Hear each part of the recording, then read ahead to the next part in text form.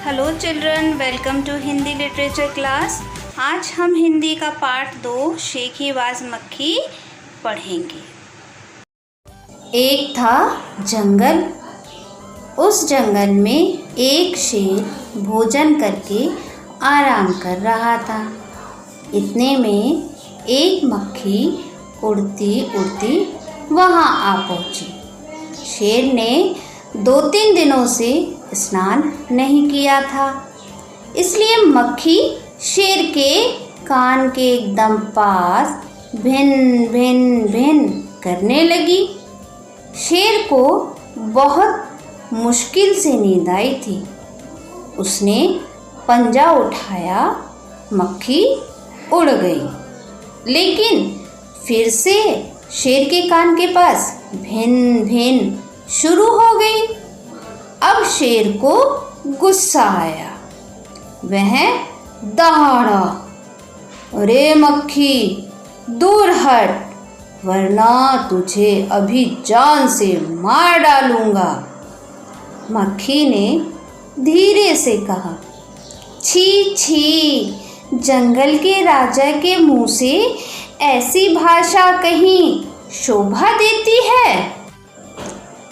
शेर का गुस्सा बढ़ गया।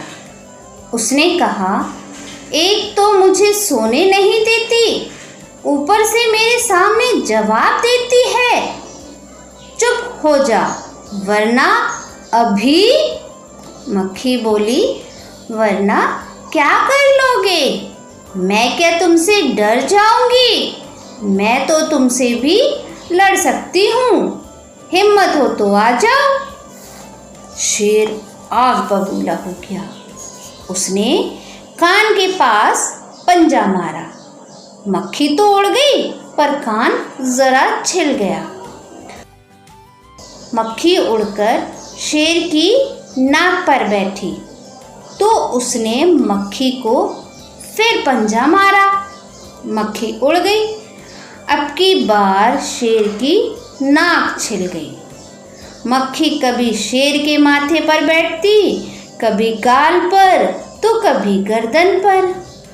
शेर पंजा मारता जाता और खुद को घायल करता जाता। मक्खी तो फट से उड़ जाती।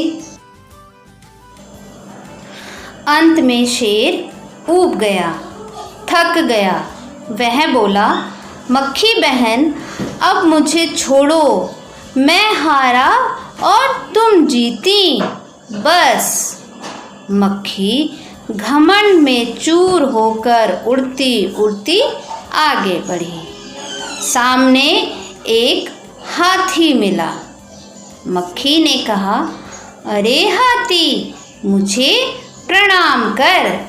मैंने जंगल के राजा शेर को हराया है, इसलिए जंगल में अब मेरा राज चलेगा।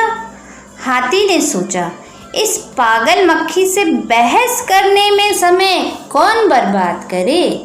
हाथी ने सूंड ऊपर उठाकर मक्खी को प्रणाम किया और आगे बढ़ गया। सामने से आ रही लोमड़ी ने यह सब देखा। लोमड़ी मंद मंद मुस्कुराने लगी। इतने में मक्खी ने लोमड़ी से कहा, अरे ओ लोमड़ी, चल मुझे प्रणाम कर। मैंने जंगल के राजा और विशालकाय हाथी को भी हरा दिया है। लोमड़ी ने उसे प्रणाम किया, फिर धीरे से बोली, धन्य हो मक्खी रानी, धन्य हो।